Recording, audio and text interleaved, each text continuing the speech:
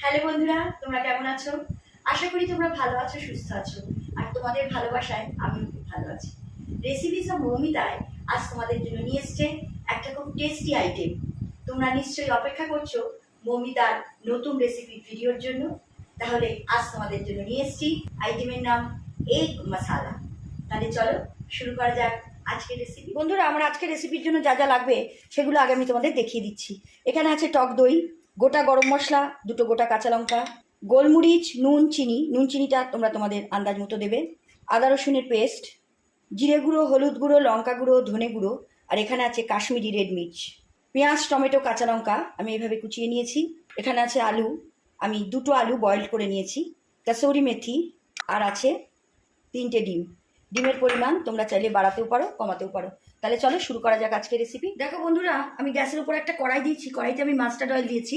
তেলটা গরম হয়ে গেছে। গ্যাসের ফ্লেম কিন্তু আমি একদম লোতে করে দিয়েছি।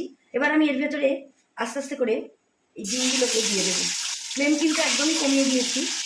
ডিমে আমি একটু নুন হলুদ মাখিয়ে নিয়েছি। এবার আমি এটাকে হালকা একটু ব্রাউন দিতে দেবো। দেখো বন্ধুরা, আমার ডিমটা ভাজা হয়ে গেছে। আমি এটা তুলে নেব। খুব বেশি আমি ভাজবো না। গ্যাসের ফ্লেম আমি মিডিয়ামে করে দিলাম, মিডিয়ামের থেকেও কমিয়ে দিলাম। এবার আমি এই তেলের মধ্যে দিয়ে দিচ্ছি পেঁয়াজ, টমেটো, কাঁচা লঙ্কা, যেটা আমি কুচিয়ে রেখেছিলাম। একটু হতে দেবো আমি, হালকা একটু ব্রাউন হোক। ফ্লেম আমি মিডিয়ামে করে দিয়েছি। দেখো বন্ধুরা, আমার পেঁয়াজ, টমেটো আর কাঁচা লঙ্কাটা হালকা ব্রাউন হচ্ছে।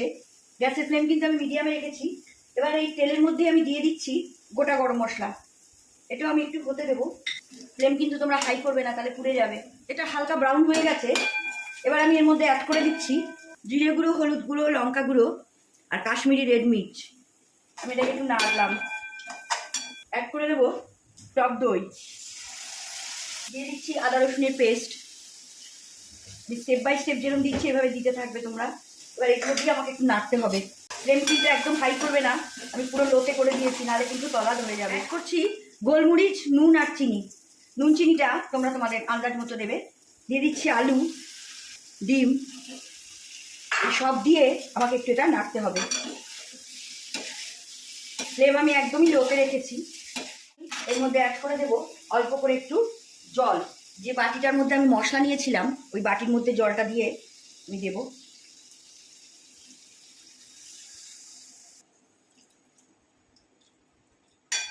দেখো বন্ধুরা, আমি খুব বেশি জল কিন্তু দিলাম না। দেখো ফ্লেম আমি একটু মিডিয়ামে করলাম। এবার এটাকে আমি একটু হতে দেবো।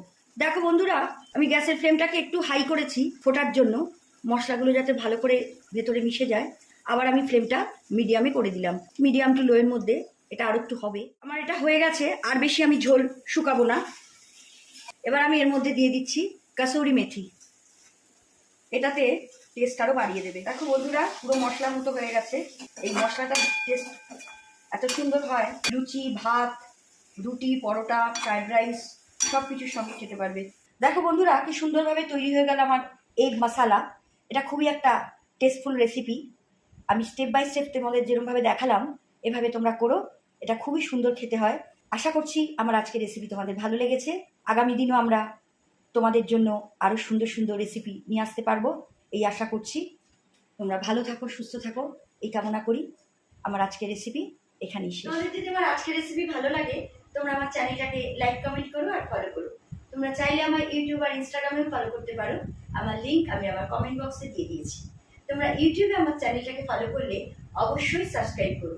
আর পাশে থাকা বেল আইকনটা অন করতে কিন্তু ভুলো না, তাহলে কিন্তু নতুন রেসিপি নোটিফিকেশন তোমরা পাবে না।